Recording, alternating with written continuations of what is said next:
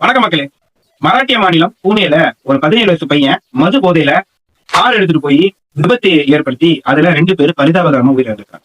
இதை தடுக்கிற வகையில தமிழ்நாடு போக்குவரத்து துறை ஒரு வாகன சட்ட விதியை கொண்டு வந்திருக்காங்க. இந்த புதிய வாகன சட்டம் என்ன விஷயங்களை நடைமுறைப்படுத்த போகுது அப்படின்னா, 18 வயசுக்குள்ள இருக்க சின்ன பசங்க வண்டி ஓட்டி பிடிபட்டாங்க அப்படின்னா அவங்களுடைய பெத்தவங்க இருக்காங்கல்ல, அவங்களுக்கு தலா 25,000 ரூபாய் அபராதமும் 3 மாச சிறை தண்டனையும் விதிக்க போறாங்க. அதே போல அந்த வண்டியை ஓட்டுன அந்த சிறுவருக்கு 25,000 அபராதமும் அவரோட 25 வயசு வரைக்கும் லைசன்ஸ எடுக்க முடியாத மாதிரி ஒரு கட்டுப்பாடம் விதிக்க போறாங்க. அப்புறம் அவர் ஓட்டிட்டு போன வண்டி இருக்குல்ல, அந்த வண்டியோட ரெஜிஸ்ட்ரேஷன், அந்த ஆர்சி புக்கை ரத்து பண்ணிடுவாங்க. இந்த நடைமுறை வரத்துக்கு ரொம்ப காலம்லாம் கிடையாது. வர ஜூன் 1ஆம் தேதியில இருந்து இந்த நடைமுறையை அமல்படுத்த போறாங்க. அதனால உங்க வீட்டுல சின்ன பசங்க இருக்காங்க, அவங்க வண்டி எடுத்து துடுக்குத்தனமா ஓட்ட போறாங்கன்னா இப்பவே வான் பண்ணி வச்சுக்கோங்க. தலை பத்திரம்.